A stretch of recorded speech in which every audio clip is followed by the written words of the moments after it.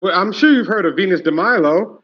Women being put on a pedestal and women being viewed as a god is older than you and I. It's older than the United States. It's older than the creation of England. It's old. It's old, old. That's why we make statues of them. Um, I'm gonna tell you what Hugh Hefner told me to my face when I was really heavy in the pimp game. He said, you should really get into pornography and go into that game and publishing. I said, why? He said, I want you to always remember something. I make more money selling pictures of naked girls than you do selling naked girls. He said, keep that in mind. He said, try to imagine McDonald's selling more pictures of Big Macs than actual Big Macs. He said, we want the fantasy. What that woman is in reality, she'll never measure up to what she's in my imagination. I'm the one that's creating the fantasy. She's just giving me the image. Venus de Milo is just a person, but not in my mind. In my mind, she's a goddess. That's why we create them so big, so tall, so statuesque. That's not how she really looks. She's probably about 5'4". People weren't even that tall back then. But in his mind, she's 7 feet tall. In his mind, she's out to here. She's a walking, talking Jessica Rabbit. She's probably just some chick who kicked it by the river, and but in his mind, so you understand what I'm saying? So that's not something new with OnlyFans. We will pornography will make much more money than any prostitute. We will buy more images of women than we will women. Like he told me, I sell more pictures of naked girls than you can sell of naked girls. Men rather look at my pictures than actually touch those women. Because you never want to meet your fantasy, you never want to be introduced to your fantasy because they can never live up to what you built in your head. So that's what men actually want. The reason those women are doing that is because that's what we like. I said in another interview, I said, men are different than women. I mean, we learned that in kindergarten. That's why we have separate bathrooms. When a man meets a woman and he tells his friend, I met the best woman in the world, the first thing out that man's mouth is, how does she look? When a woman meets a man and say, girl, I met the best man in the world, the first thing out her mouth is, what does he do? See, we're not attracted to the same things. I had a female friend, like when I was younger, and she used to call her man by his occupation. She had a couple of different guys she was dating, and I'd be like, who are you going out with tonight? I'm going out with the doctor. You know, to this day, I don't know his name. He's the doctor. I'm going out with the doctor tonight. Ooh, I met a basketball player last night. Still didn't tell me his name. His name is not important to her.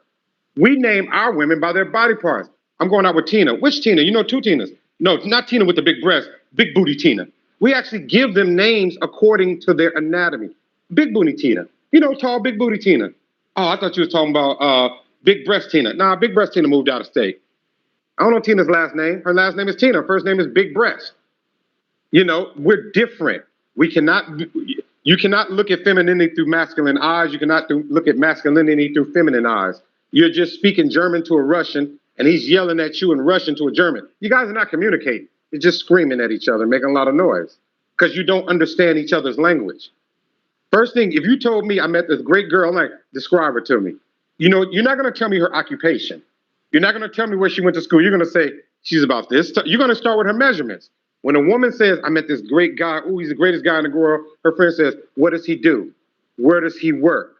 What does he drive? She hasn't asked what he looks like because she doesn't care. I haven't asked what that girl does for a living because I don't care. Why do I care? This is not a job interview. I'm not hiring her. I'm dating her.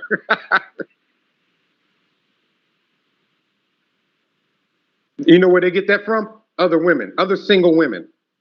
Other single women tell women what men want. I'm going to tell you like this here. I've been a man for 50 years. I've never met a woman who's been a man one day. My mother is 73 years old. She hasn't been a man a fraction of a millisecond. Why would any woman ask her a question about men? I'm going to tell you like this here. I've never been an airline pilot. Scully over here has been flying planes for 30 years. Which one of us you want in the cockpit? I can give it the old college try. I mean, I saw airplane once. So, I mean, I can give it the old college try. I don't think there's nobody on there speaking jive that's going to help me fly this plane. But I saw the movie once.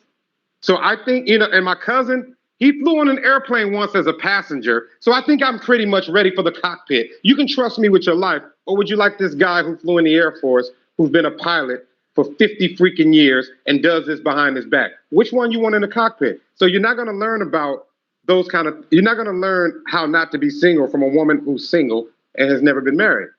Your mother's not going to give you good advice. She doesn't know. You don't, if you want to learn about wolf, you ask a wolf. You don't ask a sheep. They don't know how to do nothing but get bit. You want to get bit, you ask a sheep. You want to get away from a wolf, ask one, because I can tell you all the wolf's weaknesses. Oh, we can't back up. If you guys run towards us, we'll back up and trip and fall. We don't go into the wooded areas because of the way our paws are shaped. So you're safe over here. See, I can tell you all the traps are because I laid them. I'm a wolf. I can tell you how to avoid wolves, and I can tell you where the good wolves are because I've been one for 50 years. But don't ask another sheep. You see that bite mark in her thigh? You see that one arm missing from her? She knows nothing but how to get caught and bit by other sheep. So they keep repeating the same mistakes, which is insanity by definition. You repeat the same things over and over, but you're really expecting a different result. No, you'll be as single as your friends are. You'll be as lonely as your grandmother was. As long as you keep listening to that, you want to find out about. I'm telling you, the hardest women to fool and manipulate are women who have fathers. Women who have fathers, because their fathers arm them. Watch out for this. Watch out for that. That guy is up to no good. That guy is a good guy. When a father introduces you to his daughter, if you come over to my house, or let's say I'm dating your daughter, and I come up to the door, the first question out your mouth is, what do you do? What do you do? See, he's asking you that same question. He doesn't care what you look like. How can you provide for my daughter? Because if I walk her down the aisle, I'm going to give you my daughter, and you're going to take my name from her and give her yours. I got to make sure your feet are big enough to fill these shoes. First thing out my mouth is, what do you do? What are your plans for the future? I don't give a rat's ass how cute he is. What are your plans for the future? What is your longest relationship you've been in? Oh, I just date him for a week and dump him. Yeah, excuse me. She won't be going out with you. Thank you, sir. Have a nice day. Daddy, I love, trust me, I'm saving you. I'm a wolf. That's a bad wolf. I don't want you to get bit. That's who you get your advice from. You want to learn about men? Ask one. You want to learn about women? Ask one. They'll tell you.